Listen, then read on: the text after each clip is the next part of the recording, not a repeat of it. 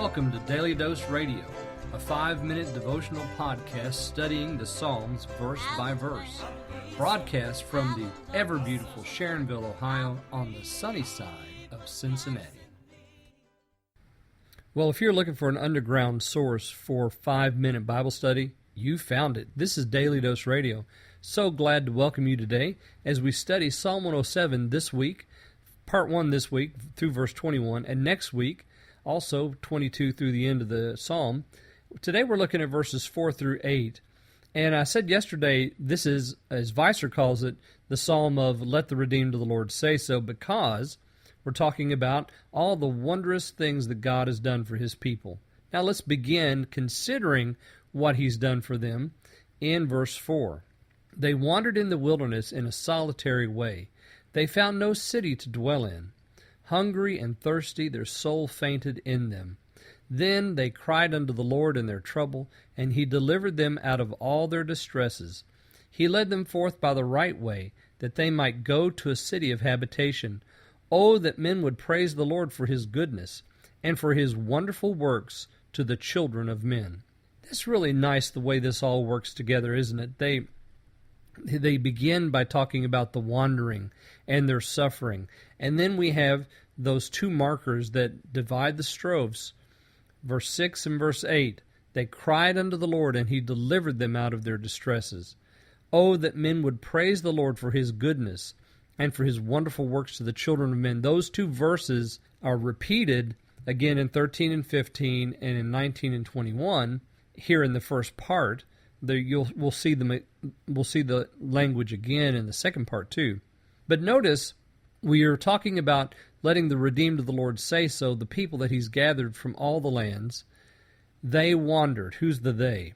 Those people that He's gathered from all the lands, those that He's redeemed from the hand of the enemy.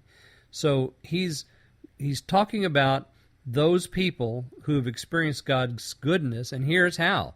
They were wandering in the wilderness in a solitary way, found no city to dwell in. This is picked up, actually, by the book of Hebrews, the writer of the book of Hebrews, in chapter 11.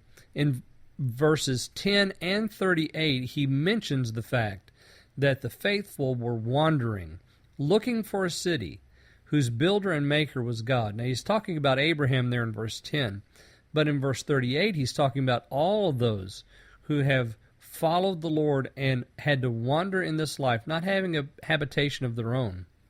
But then notice in verse 7 it says that He led them to a place, a city of habitation, which, of course, we're looking for that city that has a foundation that God laid.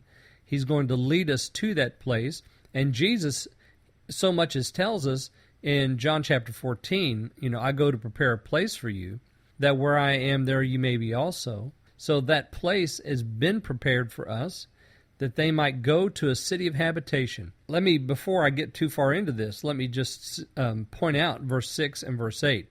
They're wandering, they have no place, they're hungry and thirsty, their soul faints, then they cry. This is our experience.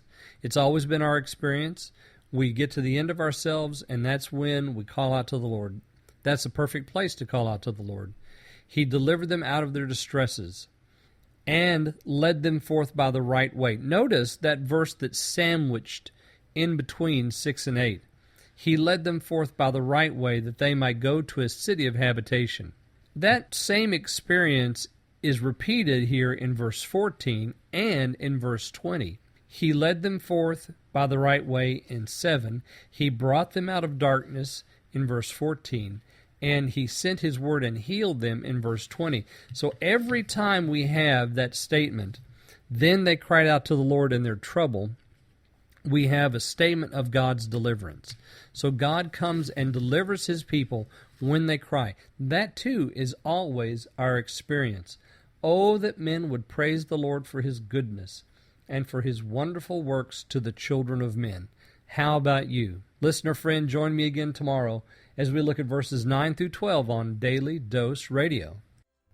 Thanks for listening to Daily Dose Radio. I'm David Smith. The music today has been performed by the Bluegrass Experiment.